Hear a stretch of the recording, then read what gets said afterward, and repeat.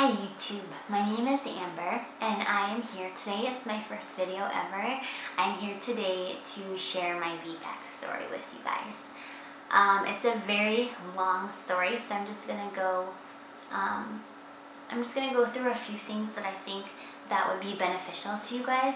When I decided to do a Vbac, I went through every article I could find. I went onto YouTube to look for videos, but I didn't find very many. That's why I wanted to make this video. I looked on forums to see success stories on there. But it was difficult finding resources, difficult finding success stories.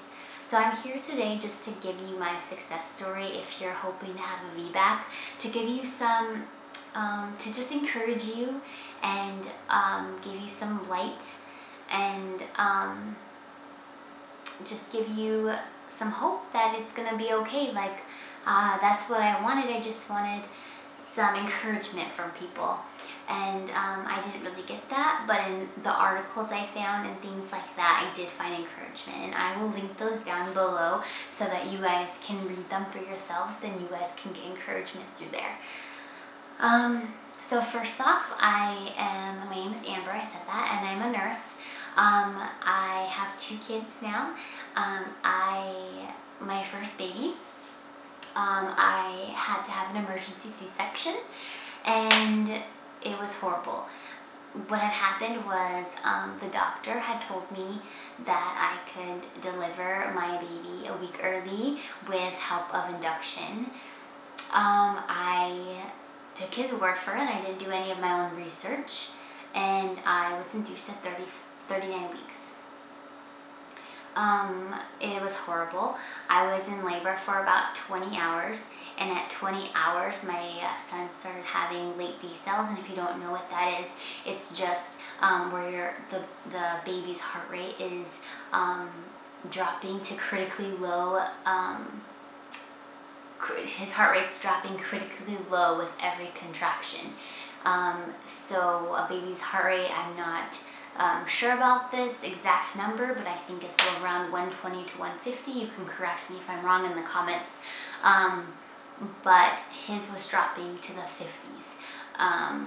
So they turned me, they put oxygen on me, they called the doctor. The doctor came in, told me I had to have an emergency C-section. The baby was I was putting the baby at risk if I didn't do that. And immediately, when he said that, I said, okay, I wasn't gonna put my son or myself at risk. I wanted a healthy baby, and I didn't care how I got him. If I had to have a C-section, I was okay with that because I just wanted my son to be healthy. So I had the C-section. It was horrible. It was scary, and afterward was horrible. The recovery, it took me about 2 months to feel back to normal. Breastfeeding was extremely difficult. I was sedated afterward.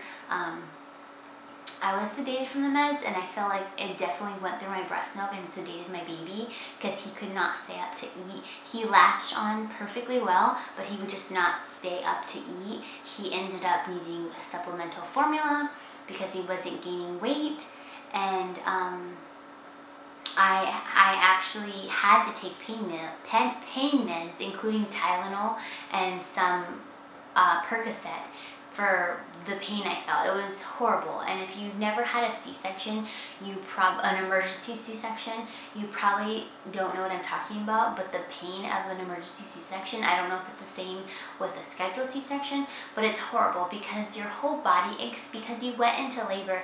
Your body was trying to labor for 20 hours, and then you got cut open.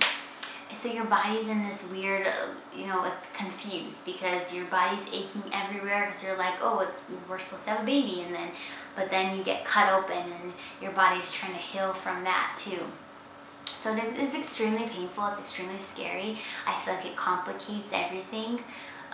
So my second time around, I was fully 100% on board with having a Vbac, and I looked at all the articles. I did a calculator for myself. I was 66% I had a 66% of success rate for VBAC based on my age, based on my previous birth, based on that kind of stuff.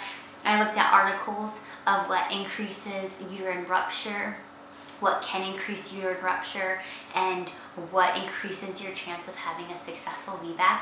I was not ignorant going into this decision. I completely did all my research, and if this is,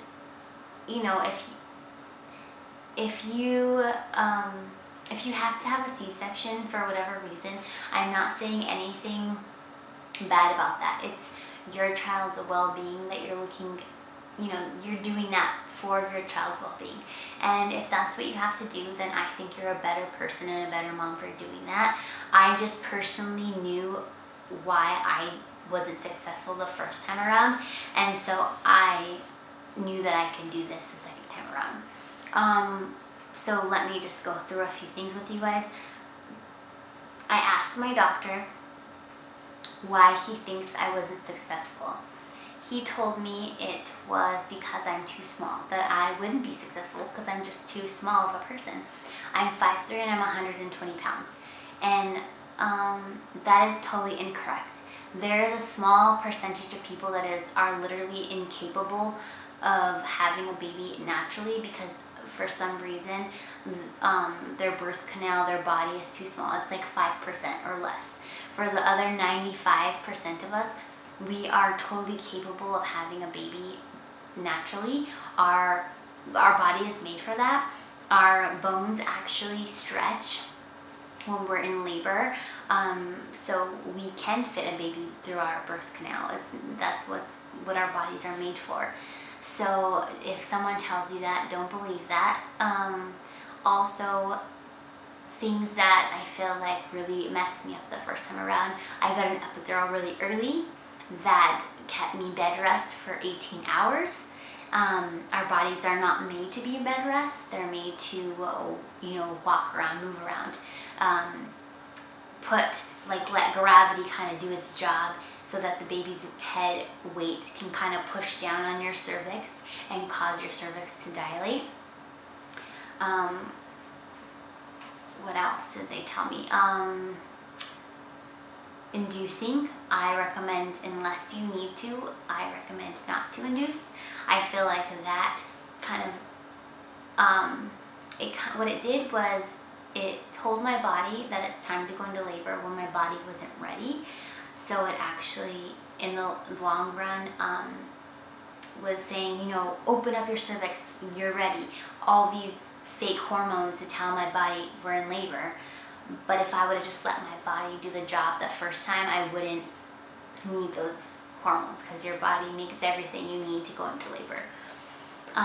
Encouragement, I feel like that was something I was lacking. A lot of people, including like my mom, my sister, my doctor, they all told me I couldn't do it. So that was hard for me, and it made me feel like I couldn't do it. But I could, and I did.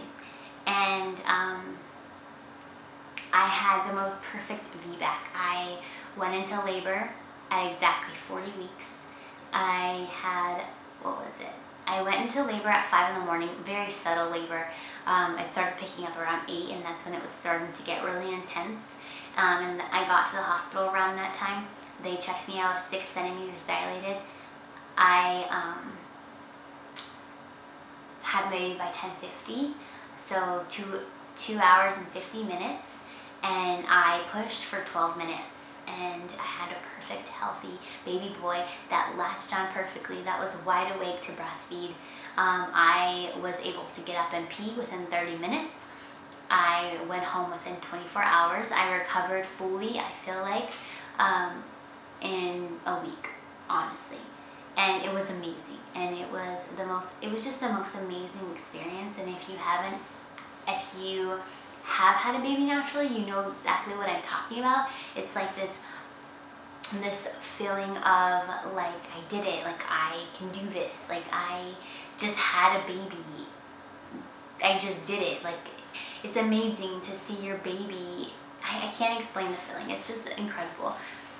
And please, I'm not saying if you for some reason can't have a VBAC for whatever reasons, or you choose to have a C-section, if that's your choice, I'm not saying that's wrong, so please don't take this to offense. I'm just saying my opinion and what I wanted. So I think things to help you out. In your head, kind of stay focused on, I'm gonna have a VBAC, I'm gonna have a VBAC. Don't get an epidural unless you need it. I got to 9 centimeters and I ended up getting an epidural with my second son at 9 centimeters, but I waited till 9 centimeters, and I've actually read that epidurals can slower the labor progress. So that's a good thing to keep in mind. I'll link all those articles where I'm getting that down below. Don't get induced unless you need to. I'll link that article down below, which says that's also not good.